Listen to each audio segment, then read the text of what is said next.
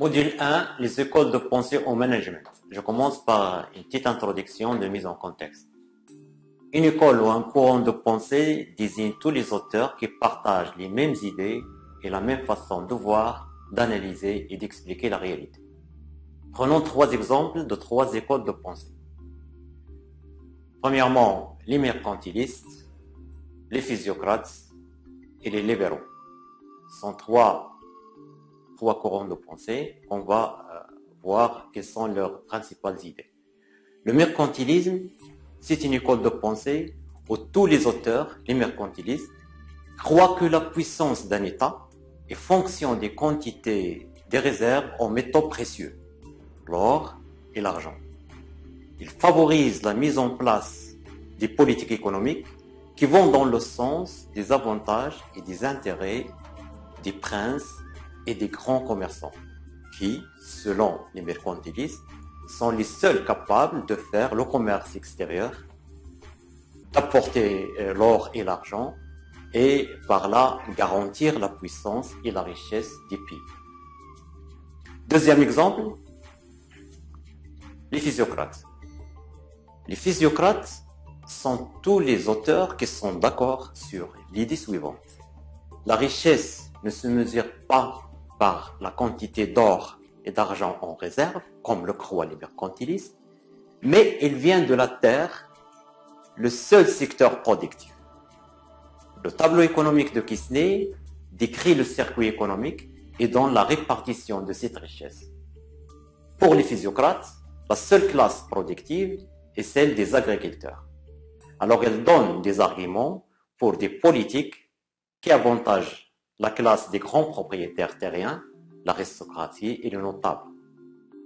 Le troisième exemple, c'est celui du courant de pensée libérale, ou l'école de pensée libérale. C'est l'école de pensée qui défend l'idée suivant laquelle la richesse ne repose ni sur l'or ou l'argent, ni sur la terre. Elle repose sur le travail des hommes. C'est le travail qui crée la richesse. C'est l'idée révolutionnaire de la valeur travail. Selon le courant libéral, la richesse dépend de trois choses. La division du travail, l'accumulation du capital et la taille du marché, qui sont trois notions très importantes à retenir. Les libéraux défendent des politiques qui avantagent le jeu du marché et la liberté d'entreprendre. Pour eux, dans une économie de marché, la recherche de l'intérêt individuel n'entre pas en contradiction avec l'intérêt général. C'est là où intervient le concept de main invisible d'Adam Smith. Le rôle de l'État, c'est de garantir la liberté économique et le libre jeu de la concurrence. Ce sont là les trois écoles. Remarquons que ces trois écoles de pensée se sont succédées dans le temps. L'une est venue après l'autre. Elle traite des questions d'ordre global, d'ordre général, telles que l'origine de la richesse. Pour les uns, c'est la terre, pour d'autres, c'est le commerce, ou l'origine de la valeur. La répartition de cette richesse, le commerce extérieur, la spécialisation des échanges, la théorie des avantages comparatifs de Ricardo s'inscrit dans ce sens. Et leurs idées s'opposent parfois et parfois elles se complètent. Et elles donnent lieu à des politiques économiques qui sont différentes et menées pendant des périodes historiques différentes. À noter que les auteurs des différents courants étaient à la fois de brillants chercheurs universitaires, mais aussi des hommes politiques très influents. Par exemple, le célèbre Adam Smith est considéré comme le père fondateur de l'économie politique, c'est un universitaire. Ses idées ont eu une grande influence sur l'économie mondiale.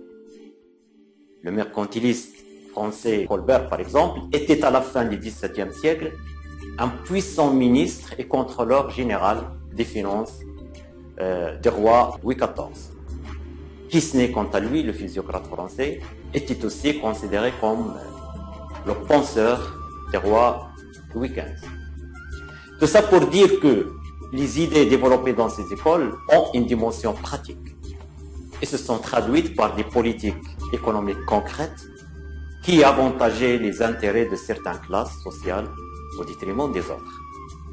Dans le domaine du management, les écoles de pensée qui existent traitent des questions en rapport avec l'organisation du travail.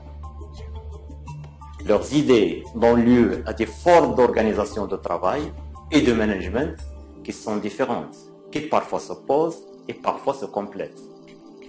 Mais ils s'inscrivent toutes dans le cadre du courant libéral qui se base sur les principes de l'économie du marché et de la concurrence. Nous allons présenter 3 écoles de pensée, le Taylorisme, le Fordisme et le Fayolisme. Taylor, Ford et Fayol sont considérés comme les fondateurs du management.